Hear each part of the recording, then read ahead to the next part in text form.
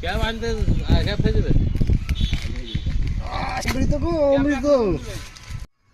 লেও তো তুমি মাঠত খাবে চিনি দিয়ে তখন আবার আরো দিলে হ্যাঁ হ্যাঁ ওটা ভালো সব উঠেলিও না আছে ওই যে ওইটা আছে ওটা দেখ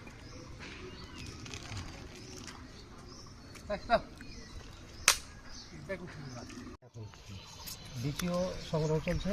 বেলে শরবত চলছে এত গরমের ভিতরে এরকম বেলের শরবত আসলে খুব মজাদার হবে পানি কিন্তু আর একটু লাগবে ভাই